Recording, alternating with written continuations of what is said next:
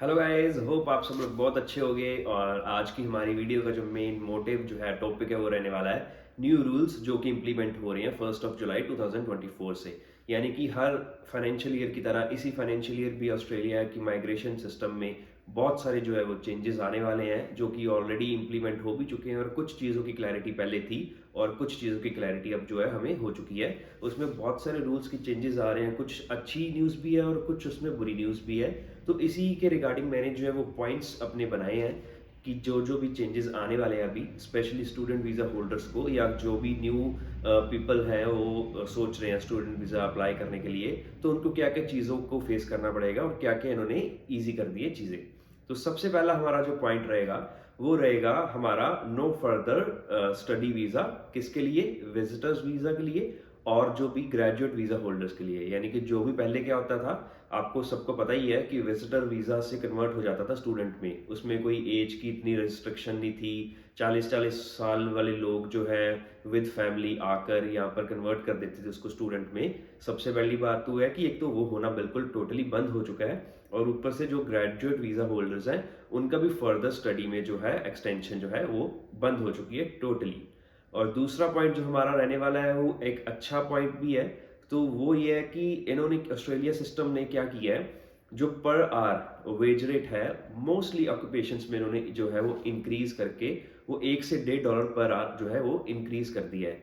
अगर हम वैसे देखें तो $1 से $1.5 कुछ भी नहीं होता, लेकिन अगर हम एक्चुअल में उसकी कैलकुलेशन करें पर डे के अकॉर्डिंग, पर week, per month, per year के अकॉर्डिंग हम देखें तो थोड़ा थोड़ा करके काफ़ी ज़्यादा फर्क हमें पड़ता है, क्योंकि $1 से $1.5 इन्होंने पर आवर जो है वो इंक्रीज करा है। So that's a good point.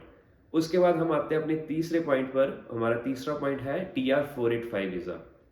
यानी कि जो भी लोगों ने पहले टीआर वीज़ा डालते थे, 485 कैटेगरी में डालते थे, जिनको भी टीआर मान लो 5 साल की मिलती थी उनको अब 4 साल की मिलेगी, जिनको 4 साल की मिलती थी उनको 3 साल की मिलेगी, जिनको ऐसे ऐसे जैसे जिनको 2 साल की मिलती थी उनको 1 साल की मिलेगी। यानी कि बेसिकली क्या कि 1 साल जो है TR485 कैटेगरी में इन्होंने है वो कर दिया है कम। अब जो भी वीज़ा आप डालोगे आप उसी अकॉर्डिंग डालना कि इतना टाइम हमारे पास है और इस टाइम में हमारा आगे का फ्यूचर जो प्लान है वो क्या है। और एक और रिस्ट्रिक्शन इन्होंने लगा दी है, age limit in this same TR visa.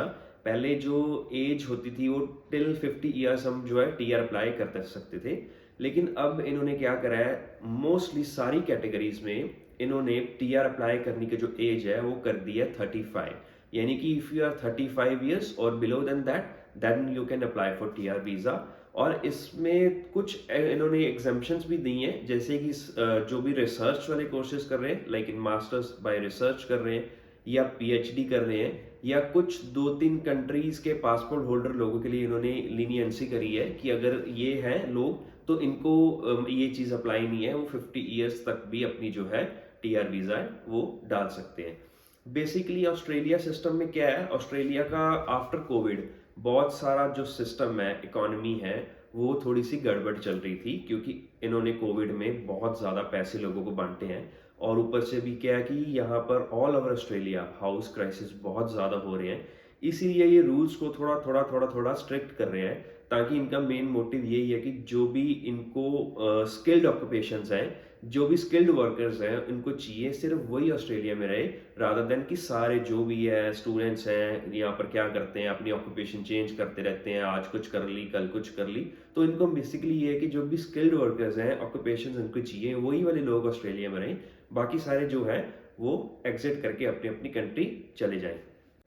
इस वीडियो को आगे बढ़ने से पहले हमने ये चीज़ ऑब्जर्व की है कि जितने भी हमारे व्यूअर्स हैं जो भी इस वीडियो को देख रहे हैं या हमारी प्रीवियस जितनी भी वीडियोस को देख रहे थे, वो हमारे सब्सक्राइबर्स नहीं है, नॉन सब्सक्राइबर्स देख रहे हैं। तो सबसे पहले आप प्लीज़ इस वीडियो को लाइक क्लिक कर दें अभी, और हमारे चैनल को सब्सक्राइब ज़रूर करें, ताकि जो भी हम कंटेंट आप लोगों के लिए शूट करते हैं वो आप तक पहुँचता रहे। और उसके बाद हमारा जो है एक बड़ा पॉइंट ये रहने वाला है, जो भी इन्होंने इंक्रीज इन वीज़ा फीस करी है। यानी कि पहले मेन एप्लीकेंट जो था उसकी 710 वीज़ा फीस होती थी, जो कि अब इंक्रीज हो चुकी है $1600। मतलब मोर अप टू 125% तक इंक्रीज इन्होंने कर दी है जो भी वीज़ा फीसेज होती हैं। और उसके बाद जो डिपेंडेंट है वो $530 पहले होती थी उसकी डिपेंडेंट की फीस, और अब वो इंक्रीज हो चुकी है $1190। और उसकी के साथ साथ जो भी चिल्ड्रन है, चिल्ड्रन की 175 टू $390, यानी कि बहुत ज़्यादा इंक्रीज इन्होंने इस बार जो है वीज़ा फीस में करा है। बेसिकली इसी का मोटिव जो भी यही है कि जो भी जेन्युइन स्टूडेंट्स हैं यहाँ पर स्टडी करना आते हैं वही अप्लाई करें, और जो जेन्युइनली और प्रैक्टिकली अफोर्ड कर सकते हैं ऑस्ट्रेलिया का फीसिस को लेके सारा A to Z एक्सपेंस है, वही ऑस्ट्रेलिया में वीज़ा डालें। जो कि अफोर्ड नहीं कर सकते हैं वो ऑस्ट्रेलिया अपना वीज़ा मत डालें। बेसिकली इनका जो मोटिव है वो यही है। उसी के बाद हम आगे बढ़ते हुए करते हैं एक पॉइंट, सुपर एनुएशन। सुपर एनुएशन क्या होता है? बेसिकली इंडिया में भी जो भी अच्छी जगह पे जॉब्स करते हैं या गवर्नमेंट एम्प्लॉयज होते हैं तो उन्हीं के साथ वहाँ पर भी एक ना सुपर फंड होता है। उसमें क्या होता है कि एवरी मंथ हमारी सैलरी में से कुछ पार्ट डिडक्ट होके वो सुपर फंड में जाता है। वो हमें बेसिकली कब मिलता है? या तो हमें रिटायरमेंट के टाइम पर मिलता है, और या फिर ऑस्ट्रेलिया के रूल्स के अकॉर्डिंग जब भी कोई पर्सन ऑस्ट्रेलिया एग्जिट करता है परमानेंटली तो वो फंड उस टाइम पे वो क्लेम कर सकता है। पहले 11 साढ़े 11% होता था, अब वो इंक्रीज होके हो चुका है 12%। बेसिकली है तो बहुत छोटी सी परसेंटेज का इंक्रीज, लेकिन अगर हम इसको प्रैक्टिकली कैलकुलेशंस करें, मान लो कितने सालों के बाद हमें जब ये मिलता है तो एक छोटी छोटी परसेंटेज इंक्रीज करके फाइनल अमाउंट है वो बहुत बड़ी बन जाती है। और अगला पॉइंट हमारा ये है कि कुछ वीज़ाज इन्होंने परमानेंटली क्लोज कर दिए हैं, जैसे कि 476 वीज़ा, बिजनेस और इन्वेस्टमेंट वीज़ा इन्होंने परमानेंटली क्लोज कर दिया है। और इसकी जगह पे इन्होंने एक नया वीज़ा इंट्रोड्यूस कराया है जो कि नेशनल इनोवेशन वीज़ा, यानी कि इसकी बात हम किसी और वीडियो में डेप्थ तक करेंगे। फुल वीडियो में इसी टॉपिक पे बनाऊंगा। जो भी लोग प्लान कर रहे हैं कि हम इन्वेस्टमेंट या बिजनेस वीज़ा पर आ जाएं, तो आज के हमारे जो मेन पॉइंट्स थे, जो भी न्यू रूल्स 1 जुलाई से इम्प्लीमेंट होने वाले हैं वो ये थे।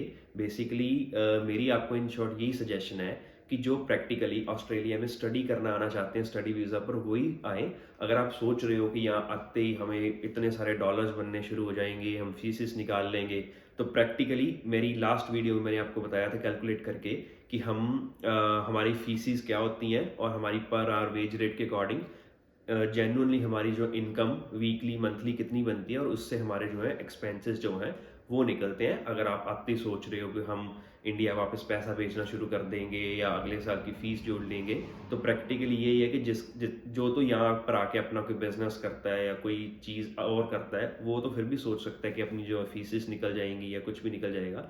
तो ये थी हमारी आज की वीडियो, जिसमें मैंने मेनली स्टूडेंट्स के रिलेटेड जितने भी न्यू रूल्स इंप्लीमेंट हो रहे हैं 1 जुलाई, जो अभी बीत चुकी है थोड़े दिन पहले, अब से जो भी रूल्स इंप्लीमेंट हुए उनमें मेन टॉपिक्स मैंने सब कवर कर दिए हैं। और जो इन्वेस्टमेंट वाला वीज़ा टाइप्स है उसकी वीडियो मैं आने वाले दिनों में जल्दी बना के इस चैनल पे डालूंगा इन डिटेल। और आज की वीडियो के लिए इतना ही, और प्लीज़ हमारे चैनल को सब्सक्राइब ज़रूर करें और हमारे साथ जुड़े रहें ताकि नया नया मैटर, इमिग्रेशन, ऑस्ट्रेलिया के रिगार्डिंग जितनी भी न्यूज़ या कुछ है वो आप तक पहुंचती रही। Thanks for watching, have a good day.